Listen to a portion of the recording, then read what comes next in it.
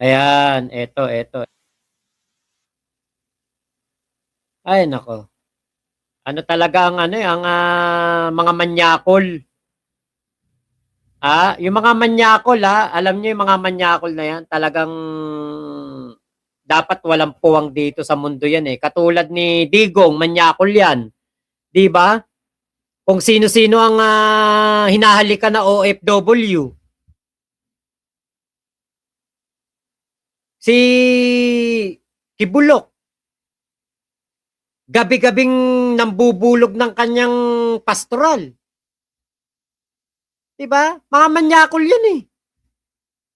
O ngayon, tinalakay ni MG etong si Bong Suntay. Manyakol din. Maliwanag na manyakol din. O eto po yung bagong upload ni MG.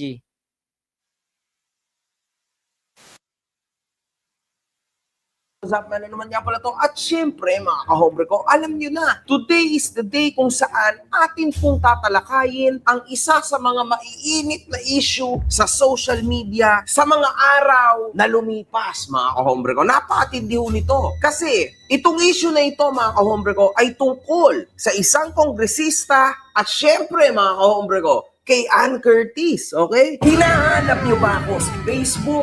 Eto na ang bagong Facebook ko, mga kahombre ko. Follow nyo ako.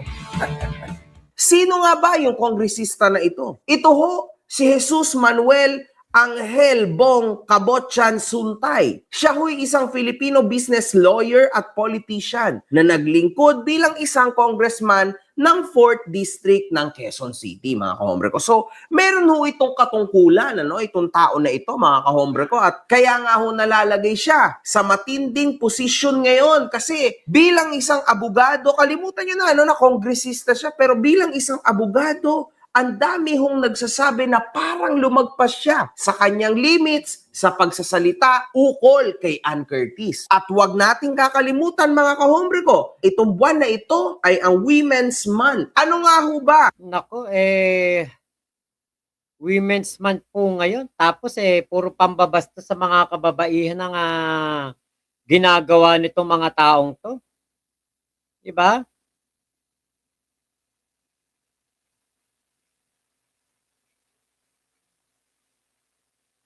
Ang tindi ng ano nitong mga tao na ito.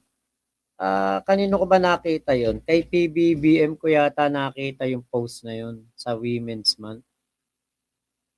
Ito yun, no?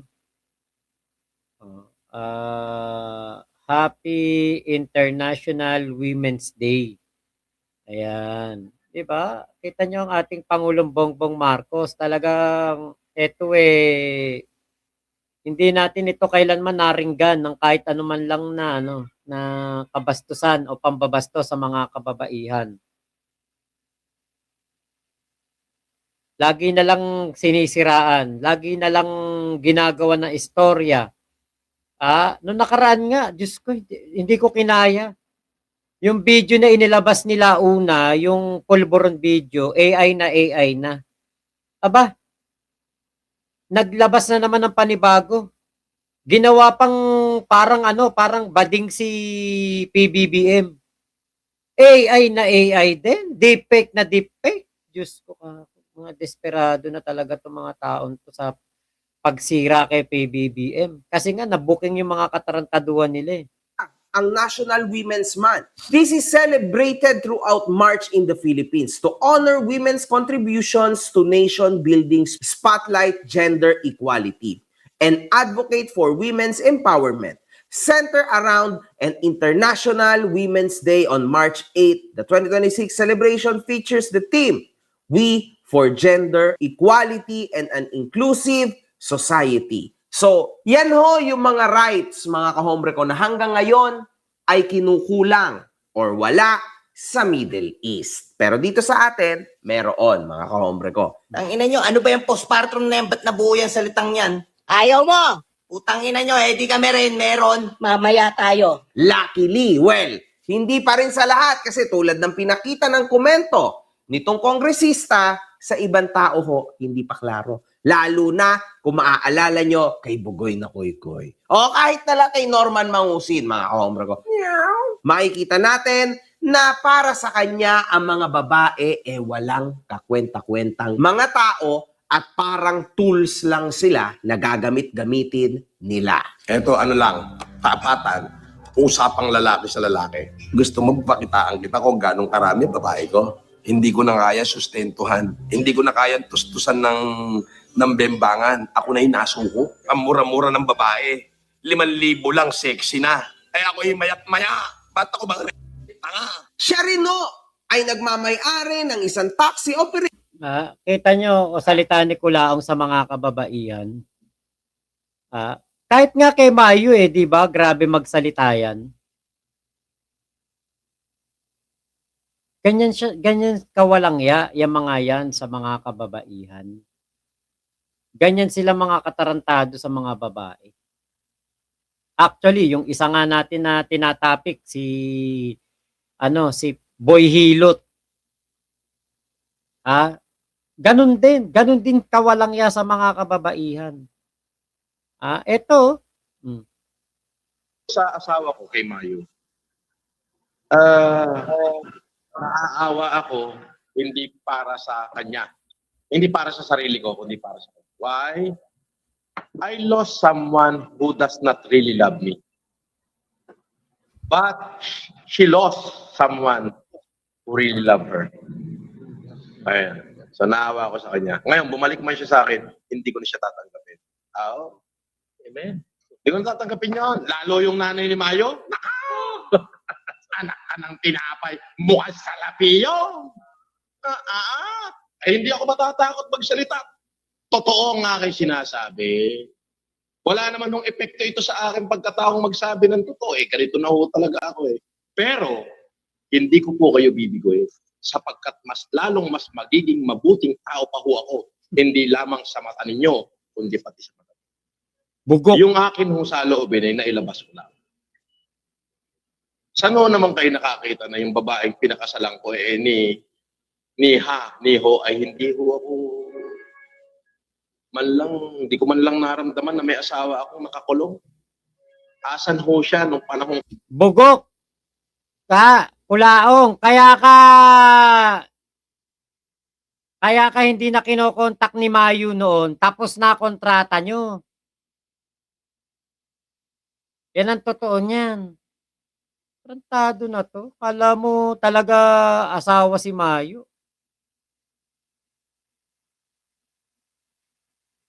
Saka sino ka ba? Para kontakin pa. Puro ka naman kademonyohan. Alam nyo, merong isang live tong si Kulaong may babae, biglang dumaan. Tapos nandun sa may pinipicturan doon sa may likuran niya. Hinawi niya, bigla niya hinatak na ganun, inalis niya. Panahon pa lang Ninay Marian. Na to. Ano tawag dito? Kumukuha na to ng happy ending. Kumukuha na to ng mga kalapate. Ganyan yan, si Kulaong. Parokyano ng mga kalapate yan. Kahit nga dun sa Cagayan, ang dami nakasaksi dyan. Gabi-gabi. Meron dinadala doon sa kanya. Ganyan yung taong yan. Akin yung kanyang mga pipinsanin at sinabing gusto raw sanang bumalik ni Mayo kaso yung kanyang nanay ang pigil dito, pigil doon. Wala akong problema diyan ngayon. Talagang pipigilan na magulang yan. Pero mapakasalan ka ba naman sa pekeng Marcos? Peke din naman ang kasal. Hindi naman nakarehistro ang kasal. Buti sana kung ay kinasal si Francis Leo Marcos tunay na Marcos ang nakalagay dapat dyan. Nung pinakasalan mo si Mayu, kung talaga magiging tunay ang kasal ninyo, dapat ang kasal ninyo, Norman Mangusin ang nakalagay. Bakit Francis Leo Marcos ang nakalagay? Eto. Saka nakakita ng ganyang kasal. Tignan niyo yung imbitasyon. Ang pinakasalan, si Francis Leo Marcos, si Norman Mangusin di peke yung kasal nyo. Hindi rin naman nakarehistro. Saka paano ka maikakasal kay Mayu? Eh nakakasal ka dun sa una mong asawa. Diba? Katarantaduan mo, Kulaong. Kahit sinong magulang, hindi gugustuhin na mapariwara ang kanilang anak. Ay, napakarami hong magagandang babae binigay yung Diyos sa akin eh. Katulad yan, nandiyan si Grace Pocassi. Oh. Andiyan si Bandaragat, i-hide nyo muna ng 35 minutes siya. 35 million years yan. Bandaragat, ay inggit ka na naman. Ako po, Diyos ko. Parang tinutuso ka ngayong mata. I-hide nyo nga yan ng, para hindi makapag-comment. Yan, i-hide nyo. I-hide nyo. Hide nyo ng mga, para yung makapakinig. Kasi pag dinilit nyo, pag binlock nyo, hindi na makakapag-comment yan eh. So, i-hide nyo lang ng mga 1,000 seconds para bukas na uli sila bumalik. Para makikinig lang sila. Yan. Yun ang totoo, no? Hindi ho masamang kailanman hindi kasamaan na magsalita ng Diyos. Pero ito, Kailanman, hindi kasalanan na magsabi ng totoo. Totoo yun. Eh, lagi ka naman nagsisinungaling eh. Gago ka ba? pag nagkanulo ka ng iyong kapwa, yun ang nilalaman ng puso mo, impyerno ang punta mo. Walang second chance siya. Oo, kaya nga ikaw wala ka second chance eh. Talagang bubulukin ka sa kulungan. Oo. Kapag ka nag-isip ka ng masama sa iyong kapwa, Oh, di ba? Ikaw naman lagi nag-iisip ng masama sa kapwa. Kay Makagago, kay Chip Kalinisan, kay Marcos Lacanilaw. Di ba? Puro masasama iniisip mo sa kanila? Oh, kaya ikaw nadedemanda. Nako, yun din ang nilalaman ng puso mo. Impyerno rin ang punta mo. Oo. Tandaan mo, biblical to, kung ano ang sinasabi ng iyong bibig. Ano ka naman, Kulaong, ginagamit mo pa ang Biblia. Puro naman katarantado ang ginagawa mo at kasinungalingan. Siyang nilalaman ng puso. Yung birang ko daw mukhang salapi. Abay, oo naman. Hindi pwede din na niya kahit magharap kaming dalawa. Isama na niya yung batalyon ng mga abogado niya. Sasabihin ko sa kanya na mukhang salapi ka. Totoo yun. Oh, nung nilabasan si Kulaong ng batalyon na abogado ni MG, bulok sa kulungan. Iyak sa presscon. Alam niyo, ayoko lang magsalita. Pero yung sakit na nararamdaman ko sa puso ko, tinatawad ko na sila. Naks. Grabe po, pinagdaanan mo. Nung kinasal po ako, pinakasalan ko yung anak niya, yung asawa ko. Hindi po basta milyones ang ginastos ko. Milyon-milyong dolyar ang ginastos ko. Milyon-milyon dolyar. Galing naman lahat kay Bernard yung pinampakasal mo. Gago. Para sa kasal namin. Hundreds of millions. Ano? Sobra to. Sobra to. Dong, sobra. Yung sing-sing niya, dong, 15 million na yun eh. 5 carats na diamond yan, dong.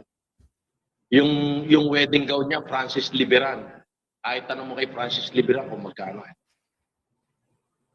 Yung 250 na bisita niya na hapon, naka-in-house yun sa Manila Pen at saka dito sa Heritage for 4 days. Halos Puro katartaduhan po dyan. Hindi mo ka milyon-milyon ng venue. Sa Heritage lang naman to kinasal eh. Dito pa lang sa imbitasyon katarantaduhan eh. Biruin nyo kinuha niyang ninong at ninang si Imelda Marcos at si Amy Marcos. Magnanay. Kinuha niya parehas ninang.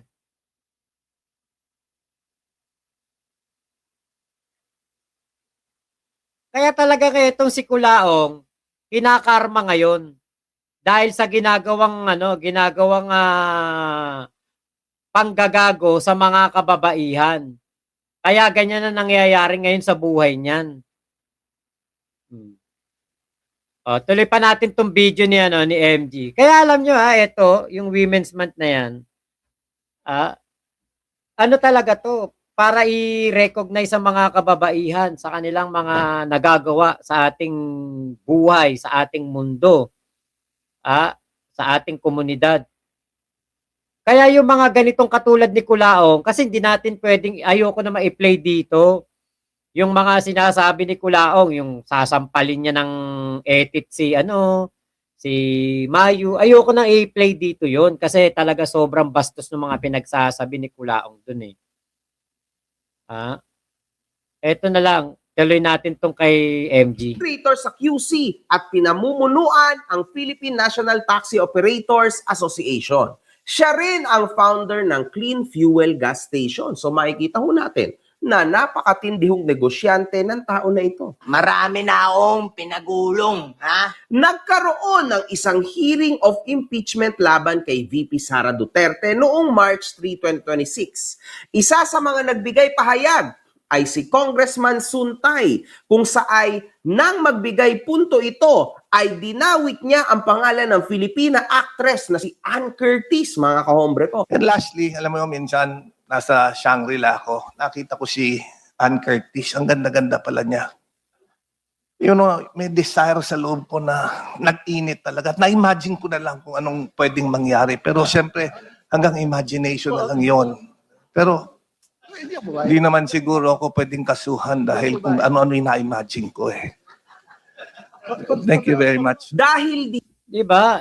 Kita nyo yung salita ni Bong Suntay na yan? Meron ba siyang sinabi na eto ano ko lang to, example ko lang to. Wala po siyang sinabing ganun.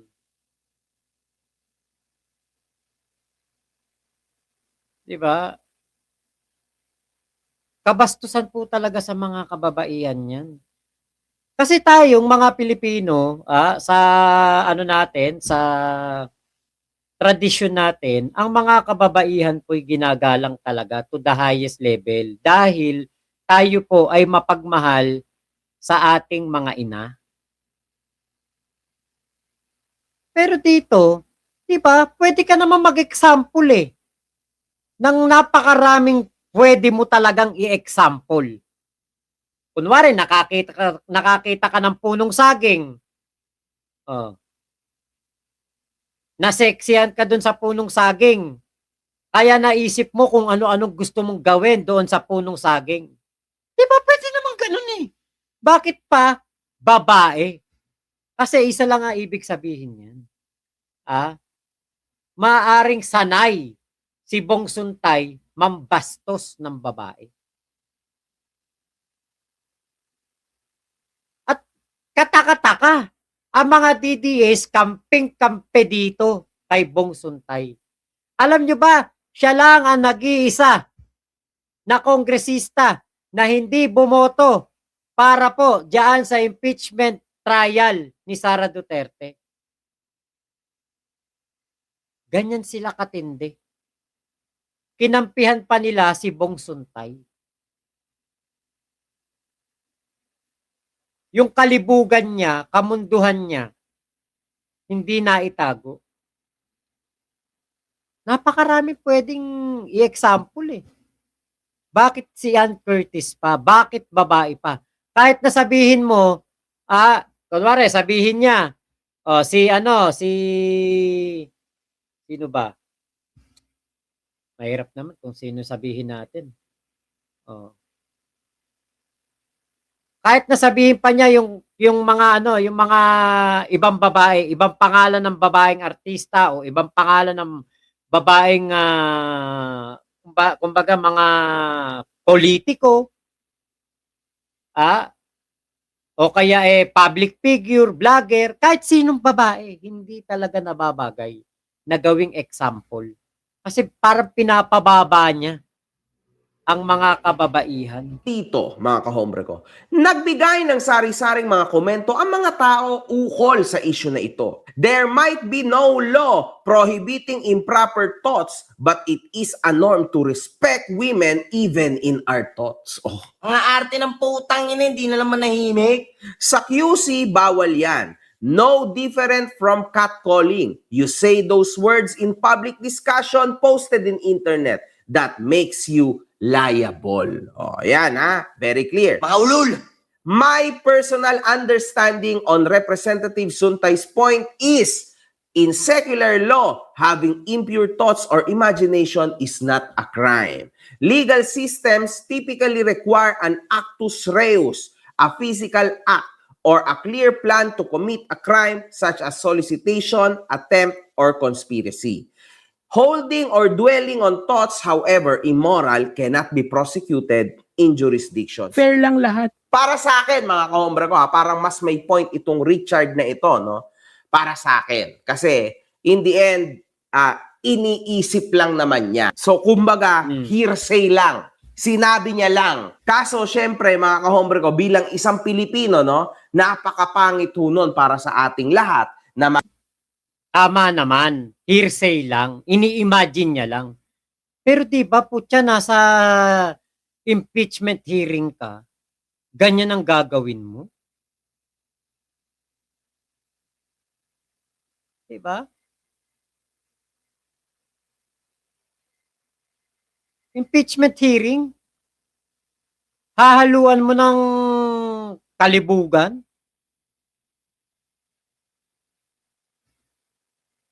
Impeachment hearing, ganyan ang iyong sasabihin? I-example mo, yung nag-iinit ang katawan mo kay Ann Curtis? Napaka-immoral.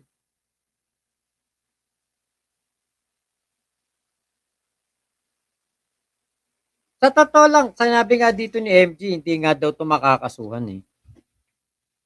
Pero pwede itong ireklamo sa Ethics Committee. Yun lang ang masaklap.